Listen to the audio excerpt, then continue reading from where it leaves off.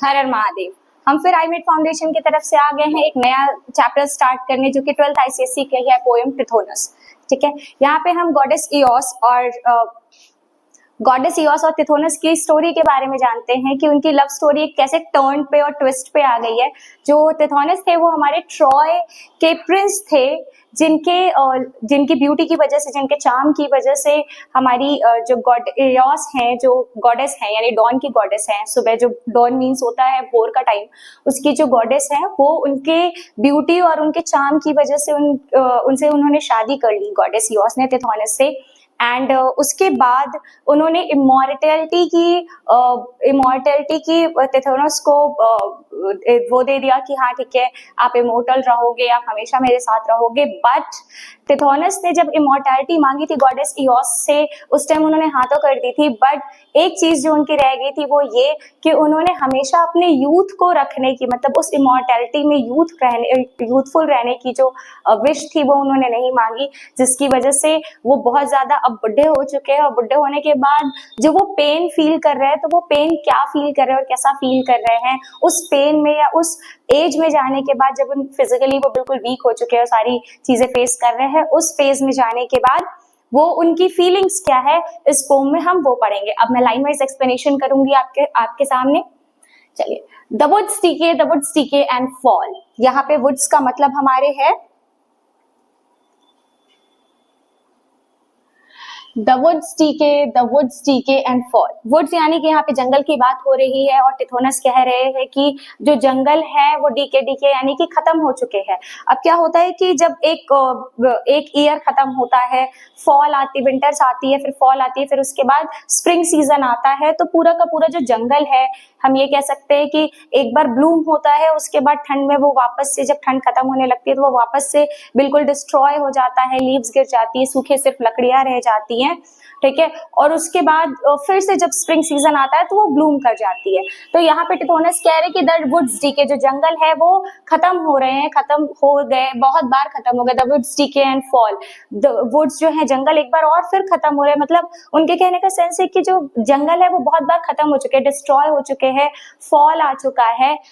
The vapours weep their burdens to the ground. अब यहाँ पे पहले ये सिचुएशन बता रहे हैं कि क्या क्या चीजें हो रही हैं। इसके बाद टिथोनस, जो पोएट है हमारे एल्फ्रेड टेनिसन, जिन्होंने पोएम लिखी है, वो बताएंगे कि अभी वो एज एन टिथोनस, मतलब एज एन स्पीकर, ठीक है, ऑथर एंड स्पीकर, वो बोल रहे हैं टिथोनस की तरफ से कि टिथोनस क्या क्या बोलना चाह रहे हैं। तो पहले वो अपनी कंडीशन को कंपेयर कर रहे हैं। किससे कंपेयर कर रहे हैं? फर्स्ट लाइन में उन्होंने कंपेयर किया the woods decay and fall, यानी जो जंगल है वो क्या हो रहा है कि वो एक बार डिस्ट्रॉय हो चुका है, बार बार डिस्ट्रॉय हो चुका है, फॉल भी आ गई, विंटर्स भी आ गई है। The vapours sweep their burdens to the ground, और जो वेपर्स है यानी कि जो बादल है, जो वेपर्स है, वाटर पेपर्स है, वो बादल बन जा रहे हैं, और जब बादल जो है वो वेपर्स की वजह से जब हैवी हो जा रहे हैं, तो वो अपना वेट जो है वो वापस से अर्थ पे डाल दे रहे हैं, यानी कि बारिश हो जा रही है।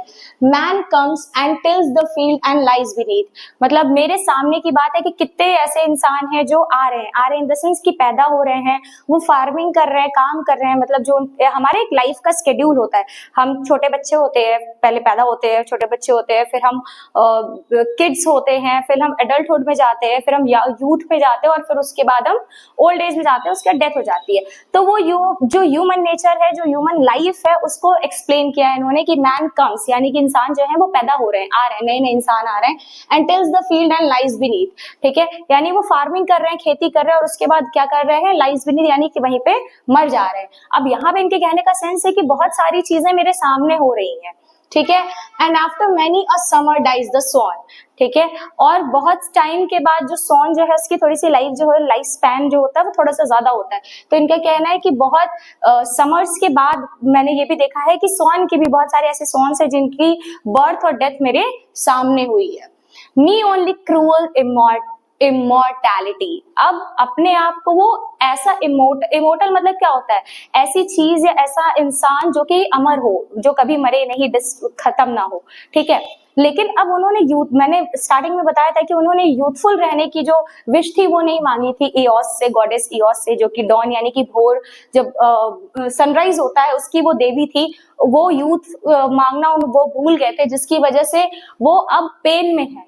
अब जब इंसान बहुत ज्यादा फिजिकली वीक हो जाता है, आप कभी पेन में रहते हो, बीमार रहते हो, बीइंग अ ह्यूमन बीइंग, कभी आप बीमार रहते हो तो आप क्या फील करते हो? ये फील करते हो ना कि जल्दी से मैं तबियत मेरी ठीक हो जाए, मैं फ्रेश हो जाऊं, मैं ठीक हो जाऊं।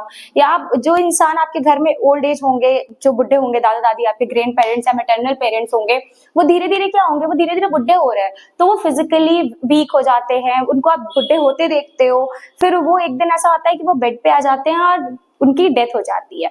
तो इनका यहाँ पे कहना है कि मी ओनली क्रूअल इमोर्टैलिटी, मतलब मैं एक ऐसा इमोर्टल इंसान हूं, अमर इंसान हूं जो कि क्रूअल हूं। अब क्रूअल क्यों कह रहे हैं ये? कंज्यूम्स आई विदर स्लोली इन दाइन आर्म्स, ठीक है, कंज्यूम्स मतलब ऐसा वो कह रहे हैं कि अब ऐसा सोचो, मैं ऐसा फील कर रहा हूँ। विदर होना, विदर मतलब होता है कि झड़ना या बुढ़े होना। अगर ह्यूमंस के लिए ये टर्म यूज करें तो बुढ़े होना, day by day physically weak होना, बर्बाद होना, तो मतलब हेयर जो है वो ग्रे हो गए हैं, स्किन में रिंकल्स आ गई है, आईसाइट वीक हो गई है, बोन्स, बॉडी, सारी की सारी चीजें वीक हो गई हैं। आई विदर स्लोली इन दाइन आर्म्स, दाइन यहाँ पे ये गॉडेस इओस को कह रहे हैं, ठीक है। सो तिथोनस ये कह रहा है कि मैं जो धीरे धीरे विदर हो रहा हूँ, मैं डिस्ट्रॉय हो रहा हूँ, मैं झड़ रहा हूँ धीरे धीरे तुम्हारी बाहों में, ठीक है। Here at the quite limit of the world, ठीक है। यहाँ पे जो वर्ल्ड है, इनका इस लाइन में हमारे जो पोइट है अल्फ्रेड टेनिसन, वो एज एन ऑथर तिथोनस की तरफ से ये कह रहे हैं कि here at the quite limit of the world, world जो है उसकी एक लिमिट है, मतलब इंसान का एक प्रोसेस है, हर चीज का एक प्रोसेस है इस अर्थ पे, इस वर्ल्ड में, लेकिन मैं उस प्रोसेस से क्या हूँ, बाहर आ चुका हूँ, because of my wish which I have had asked for you, उस विश की वजह से जो मैंने तुमसे मांगा था। और मैं क्या कर रहा हूँ, मैं जो ये लिमिट है, जो कोई छोटी सी एक लिमिट है वर्ल्ड की, वो क्या कर चुका हूँ, क्रॉस कर चुका हूँ। अब यहाँ पे टिथोनस अपनी कंडीशन बता रहे हैं कि वो कैसे दिख रहे हैं, उनकी सिचुएशन कैसी है। A white hair shadow roaming like a dream, ठीक है। अब मैं एक शेडो की तरह हो चुका हूं, मतलब फिजिकली मैं क्या हूं, बहुत ज्यादा वीक हो चुका हूं, मेरे जो हेयर्स है वो वाइट हो चुके हैं, ठीक है। और मैं ड्रीम की तरह, जैसे सपना नहीं होता यहाँ वहां घूम रहा होता है, यहाँ वहां घूमने का मतलब क्या है कि आप सपना देखते हो तो कुछ भी देखते हो, ठीक है। कभी देखते हैं हम हवा में उड़ रहे हैं, कभी ढेर सारे पानी में चल रहे हैं, कभी ढेर सारा हमारे पास गोल्ड आ गया, मतलब बहुत सारी चीजें हम देखते हैं। अब आप अगर अभी आप एग्जाम के टाइम ये चीज देख रहे होगे तो आप ये देख रहे होगे कि ऐसा ना हो कि एग्जाम छूट जाए, ऐसा कोई क्वेश्चन आ जाए जो मुझे मैं सॉल्व ना कर पाऊं, तो कैसे चलेगा। तो इनका यहाँ पे कहना है अ व्हाइट हेयर शैडो, मैं एक शैडो की तरह हो चुका हूँ। क्यों? क्योंकि मेरे जो हेयर्स हैं वो क्या है, व्हाइट हो चुके हैं, रिंकल्स आ चुके हैं, मैं वीक हो चुका हूँ। Roaming like a dream the ever silent spaces of the east, मैं ड्रीम की तरह, मैं सपने की तरह क्या कर रहा हूँ, रोम कर रहा हूँ, यहाँ वहां घूम रहा हूँ। क्यों? क्योंकि अब उनकी बॉडी ऐसी हो चुकी है कि वो कोई काम नहीं कर सकते, वो लड़ाई नहीं कर सकते, वो किसी से, अब उनके, अगर वो बहुत ज्यादा बुढ़े हो चुके हैं तो उनके एज के कई बहुत सारे लोग की डेथ हो चुकी होगी, तो कोई ऐसा है नहीं जिससे वो बात कर पाए, तो वो यहाँ वहां रोम कर रहे हैं, उनके पास कोई काम नहीं है, घर पे भी कोई काम करने के लिए। अब ऑब्वियस सी बात है कि उन्होंने गॉडेस से अगर शादी की है तो गॉडेस ने ऐसे चुटकी बजाई और नारद मुनि की तरह नारायण नारायण करते करते यहाँ से वहां तक पहुंच गए, ठीक है। तो इनका कहना है कि the ever silent spaces of the east, यानी कि तुम ईस्ट की देवी हो। अब ईस्ट में ही तो सूरज निकलता है ना, तो यहाँ पे कह रहे हैं, इओस को कह रहे हैं कि तुम ईस्ट की देवी हो, और वहां पे बिल्कुल साइलेंट स्पेस है, जो जगह है वो बिल्कुल शांत है, वहां पे कोई भी शोर शराबा नहीं है, और वहां पे मैं तुम्हारे साथ क्या कर रहा हूँ, रोम कर रहा हूँ, ऐसे रोम कर रहा हूँ जैसे मेरी कोई एग्जिस्टेंस ही नहीं है, मेरा रहना न रहना बराबर है। Far folded mist and gleaming halls of morn, far folded mist मतलब वो जब भोर होता है तो हल्की हल्की सी ठंडी होती है, हल्का हल्का सा मौसम जो है वो बहुत अच्छा होता है, सुबह के टाइम नींद कितनी अच्छी आती है, same goes with this.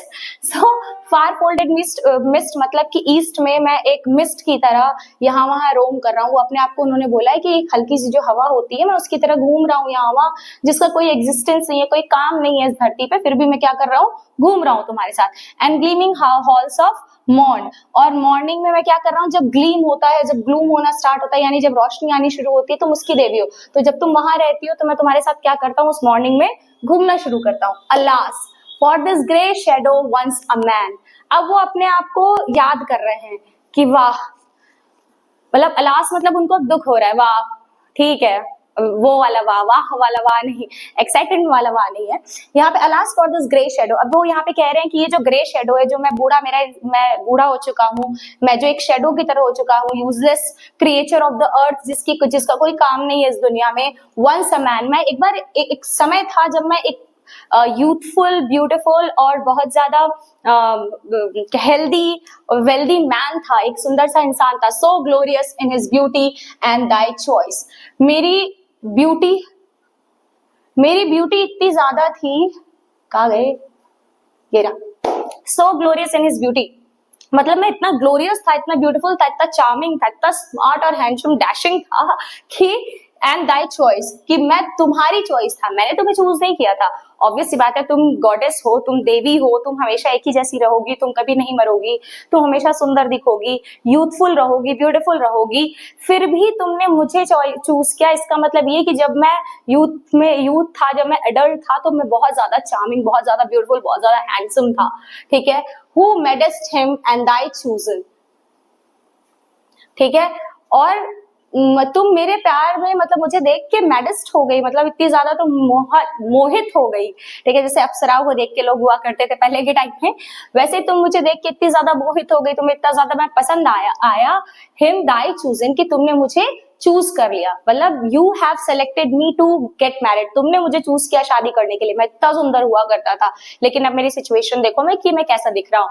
And instead of my look, मतलब मैं जैसा दिख रहा हूँ, उसके अलावा तुम आज भी वैसी ही सुंदर, वैसी ही यूथफुल, वैसी ही ब्यूटीफुल हो. ठीक है. That he seem to his great heart none other than a god. ठीक है. और मैं ये भी बोलता हूँ कि जो तुम्हारा दिल है वो बहुत ज्यादा ग्रेट है, गॉड की तरह है. तुम्हारा जो दिल है वो बहुत ज्यादा बड़ा है, कि मैं यूथफुल था, मैं ब्यूटीफुल था, मैं स्मार्ट था, यंग था, तब भी तुम मुझे वैसे ही प्यार करती थी जैसे कि तुम मुझे आज करती हो. I asked thee, give me immortality. हाँ, मुझे ये भी याद है कि मैंने तुमसे इमोर्टैलिटी का वरदान मांगा था, विश मांगा था. और दैट दिस तो grand mine asking with a smile, और तुमने मुझे एक स्माइल के साथ वो विश मेरी ग्रांट कर दी. तुम मुझे इतना ज्यादा प्यार करती थी कि मैंने तुमसे जब एक विश मांगी, सिर्फ एक विश मांगी, और तुमने मुझे स्माइल के साथ वो ऐसे ग्रांट कर दी, बोल दिया कि हाँ ठीक है, तथास्तु वत्स करके तुम चली गई. मतलब तुमने कुछ भी इसके बारे में सोचा नहीं, सेकंड कोई थॉट नहीं रखी, मेरे बोलते ही तुमने किसी चीज के लिए हाँ कर दी. और वो क्या था? इमोर्टैलिटी का वरदान था. Like wealthy man who care not how they give. जैसे एक वेल्दी मैन होते हैं बहुत ज्यादा, जिनके पास पैसा होता है, वो अगर 100 रुपए 500 रुपए निकाल के दे देते हैं, या कहीं पे चैरिटी कराते हैं 2-4 हजार 2-4 लाख की, तो उनको कुछ खास फर्क नहीं पड़ता. हमें तो पड़ता है भाई. और इसलिए ही हमें आप लोग का साथ बहुत इंपॉर्टेंट है कि आप हमारी वीडियो को देखिए, हमारे चैनल को सब्सक्राइब कीजिए, लाइक कीजिए, कमेंट कीजिए, और लोगों को भी शेयर कीजिए, जिससे कि उनकी भी हेल्प हो जाए एग्जाम के टाइम में ये वीडियो देख के थोड़ा सा रिवीजन करने के लिए. ठीक है. दो टू हिज ग्रेट हार्ट, कहा गया like wealthy man who care not how they give. और तुमने मुझे वो वरदान, इमोर्टैलिटी का वरदान ऐसे दे दिया जैसे कि तुम बहुत वेल्दी हो, बहुत अमीर हो, और तुम्हें वरदान देना तुम्हारे लिए just a piece of cake. मतलब तुम्हारे पास एक 3 स्टोरी के 4-5 किलो का केक है, उसमें छोटा सा एक पीस मुझे दे दिया, ऐसे तुमने मुझे वरदान दे दिया कि जाओ वत्स, तुम क्या करो तुम इमोर्टल रहो, तुम अमर रहो. Next, but thy strong arms indignant worked their wills and beat me down and married and wasted me. But जो समय है वो बहुत ज्यादा strong है, but देखो ना, but thy strong arms indignant worked their wills. लेकिन जो time है ना वो बहुत strong है. हम कहते हैं ना कि time is very precious, time is very strong, it can heal anyone, it can heal anything. ठीक है. अगर आपको चोट लगी हुई है तो टाइम के साथ वो वूंड क्या है, वो भर जाता है, वो जो चोट है, घाव है, वो भर जाती है. लेकिन धीरे धीरे उसका निशान जो होता है वो थोड़ा रहता है, और वो टाइम के साथ साथ वो भी बहुत ज्यादा ब्लर हो जाता है. तो उनका यही कहना है कि जो टाइम है वो हमारे विल के अकॉर्डिंग, मतलब हम जैसा चाहेंगे वैसा नहीं चलता है, वो अपने अकॉर्डिंग चलता है. Time is having its own rules and regulations. तो टाइम जो था वो वैसे ही चला, वो मेरे विल के अकॉर्डिंग नहीं चला, और उसकी वजह से क्या हुआ? And beat me down and marred and wasted me. उसने मुझे क्या किया? मुझे बीट मी डाउन मतलब मुझे नीचे गिरा दिया, मार दिया. नीचे गिरा दिया मतलब कि मेरी जो इमोर्टैलिटी का वरदान था वो तो वो नहीं खत्म कर पाए, क्योंकि वो तो मुझे वरदान मिला हुआ था तुम्हारी तरफ से. लेकिन उसने जो मेरी एज थी, मेरा जो यूथ था, मेरी जो ब्यूटी थी, उसको क्या कर दिया? धीरे धीरे उसको क्या कहते हैं, ढलने लगा. ठीक है. मतलब मैं बुढ़ा होने लगा, मैं बुढ़ा हो गया हूँ, मैं वीक हो गया हूँ.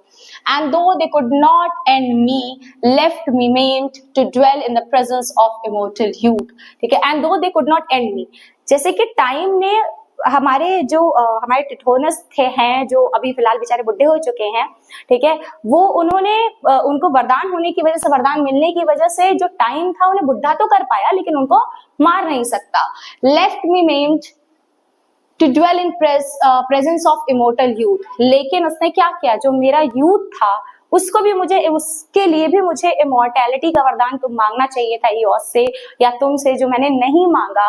लेकिन टाइम ने मुझे क्या किया, टाइम के साथ साथ मेरा जो यूथ था, मेरी जो हेल्थ थी, जो मैं स्ट्रॉन्ग था, वो क्या हुआ, धीरे धीरे वो ढल गया।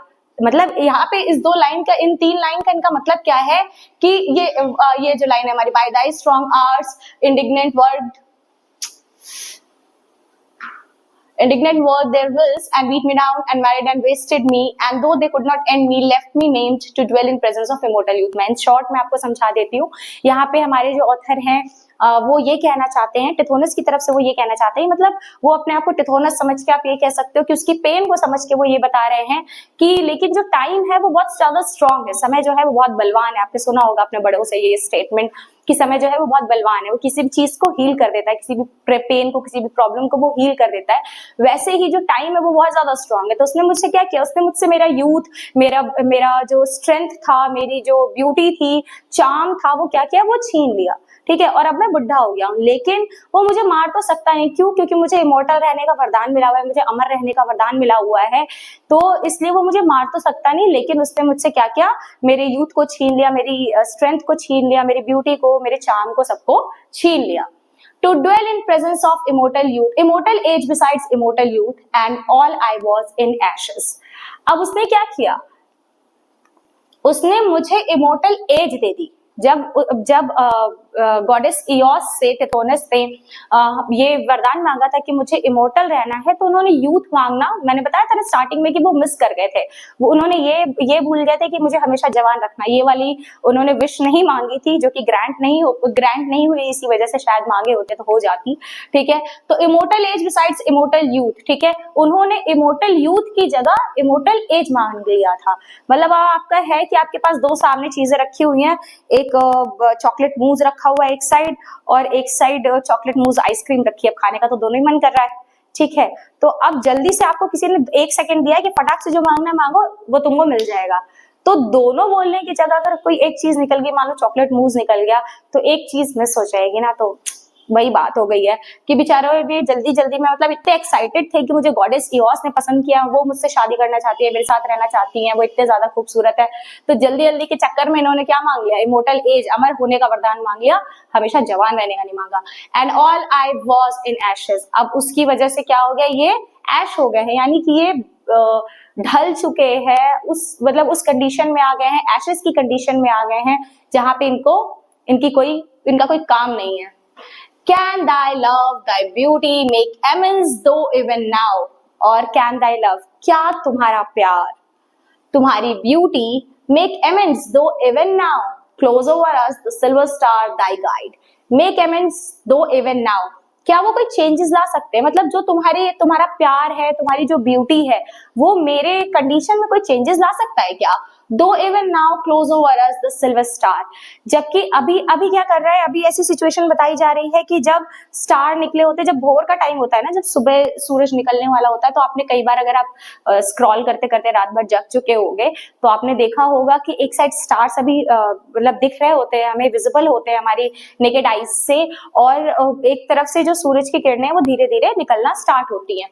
तो यहाँ पे वही वो बता रहे हैं कि close over us the silver stars Dai guide, कि वो जो सुबह जब जब सुबह होने वाली होती है, जब तुम्हारा काम होता है, जब तुम वहां पे तुम्हारे पीछे से किरणें आ रही होती है, रोशनी आ रही होती है, तो उस टाइम वो क्या, close over us the silver star Dai guide, कि क्या जो उस टाइम में जो तुम्हारे पास में स्टार्स होते हैं, या जो उस टाइम चमक रहे होते हैं, वो हमें गाइड कर सकते हैं क्या? वो सिल्वर स्टार्स हमें गाइड कर सकते हैं क्या? गाइड करना मतलब कि अब जब रोशनी होती है तो हम गाइड करते हैं, मतलब रोशनी होती है तो हमें ये होता है ना कि अब सुबह हो गई है, हमें अपने डेली रूटीन पे सुबह उठना है, स्कूल जाना है, पढ़ के आना है, फिर कोचिंग आना है, फिर पढ़ना है, फिर रात में टाइम मिले तो यूट्यूब पे आईमेड फाउंडेशन की वीडियोस देखनी है। तो इसके करके वही ये कह रहे हैं कि जब तुम रेज होना स्टार्ट होती हो, राइज होना स्टार्ट होती हो, उगना शुरू होती हो, मतलब जब तुम अपनी ब्राइटनेस को, अपनी लाइट को स्प्रेड आउट करना शुरू करती हो, तो तुम क्या करती हो, स्टार्स को बताती हो ना कि दिन हो गया, चलो जाओ जाओ, ठीक है। वैसा क्या ऐसा हो सकता है कि मैं बुढ़ा हो रहा हूँ और अब मैं नहीं जीना चाहता हूँ, I am done with my life, मतलब मैं हो चुका मेरा। अब जैसे आप लोगों का ब्रेकअप होता है तो आप क्या करते हो, कहते हो ना नहीं जीना, मुझे मर जाना है, ये करना है, वो करना है, पर्सनल था इसलिए थोड़ा धीरे बोल रही हूँ।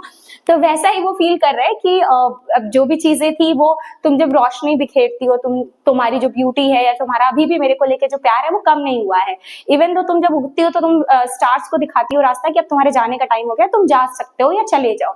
तो क्या ऐसा हो सकता है कि वैसे ही तुम मुझे रास्ता दिखाओ कि मैं क्या करूं, नेक्स्ट क्या करूं, क्योंकि ये जो बुढ़े होने के बाद फिजिकल पेन हो रहा है, मेंटल पेन हो रहा है, क्योंकि अब मैं इस एज में आ चुका हूं कि मैं बहुत ज्यादा बुढ़ा हो चुका हूं, ठीक है। मान लो अगर 150 ईयर्स या 200 ईयर्स का हो चुका हूं, तो मेरे साथ के सारे लोग जो है वो भगवान को प्यारे हो चुके हैं, ठीक है।